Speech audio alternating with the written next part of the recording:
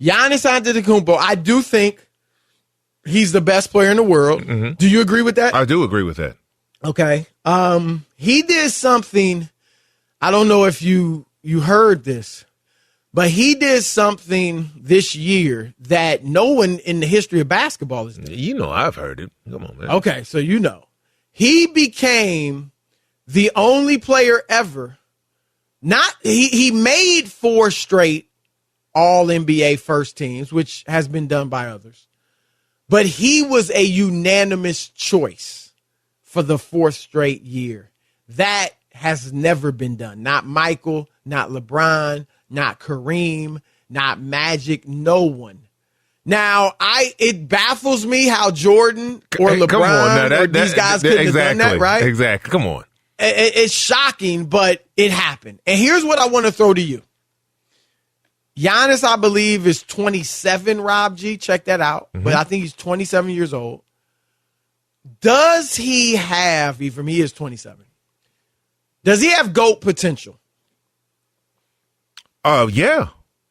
Well, when you just look at his sheer nature, his size, his ability.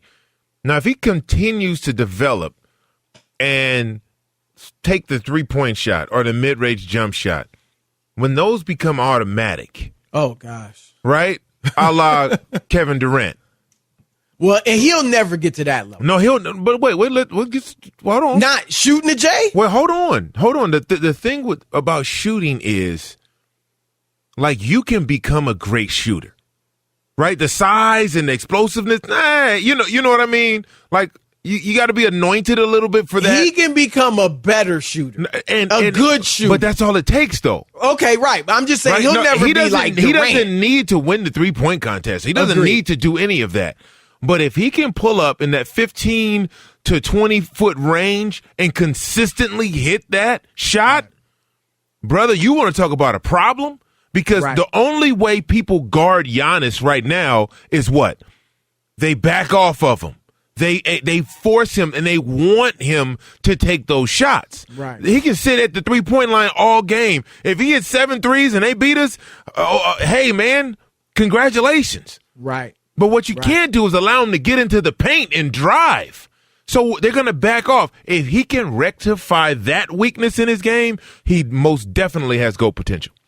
I agree. And you hit it on the head with as good as he already is.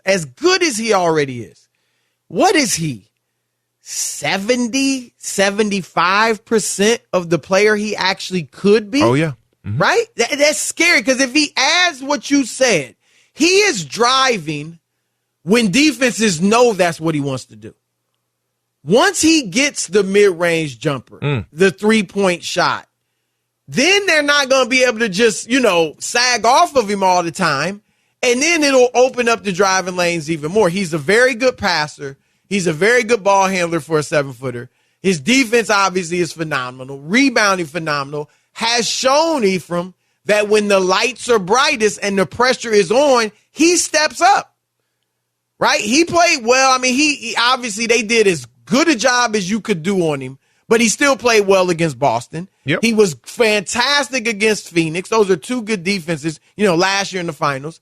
So I agree with you. Now, obviously he's going to have to win and win in bunches. He don't have to win 6 to me, but he's going to have to win a lot, probably at least 5. This year would have, before you could say he's better than Jordan. This year would have helped his cause if it would continue to play.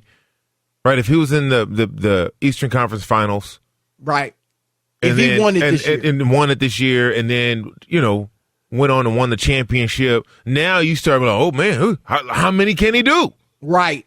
How many can we go on a run?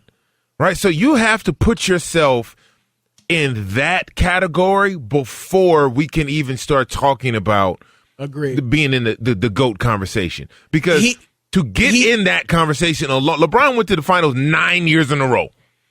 Right. So that's right. And he's in the conversation. He had to go 9 years in a row and win 4 of them to even be in the conversation. Yep. And that's where, like you said, this hurt him in terms of, now he's young. I said 27. Jordan won his first one at 27. LeBron was 26 or 27 when he won his first one. So he's got time. He does have, right now, he's got at least starting out an advantage in LeBron in that his first championship, at least, it wasn't with a super team.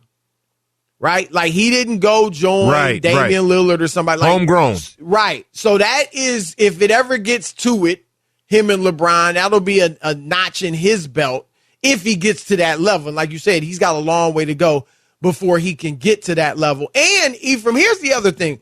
For those that are into the GOAT conversation and Jordan and all that with the 6, it's not just that he won 6, went 6 for 6. He did 2 3-peats. And here's the power of that. There have only been 3 3-peats since Bill Russell. And that was the Shaq Kobe Lakers, and it was Jordan and the Bulls. Hard to do. That's it. And like you said, hard to do for various reasons. Hard to do. One of which is the freaking attrition. Right? I mean, 3 straight years playing that many games, the mental strain. And that is tough to go through. So you're right. It would have helped. I mean, Giannis got a long way to go, but it would have helped this case dramatically had he, been able to win it this year. Especially with Middleton being hurt. Yep. Things like that. Like those, that's how you elevate yourself. That's how you elevate. And people are like, man, well, Middleton went down. They still did. Like, you have to be able to do things like that at an extraordinary level to be even considered the GOAT, the greatest of all time. Right. That's why Michael Jordan, in my opinion, has never been knocked off that pedestal.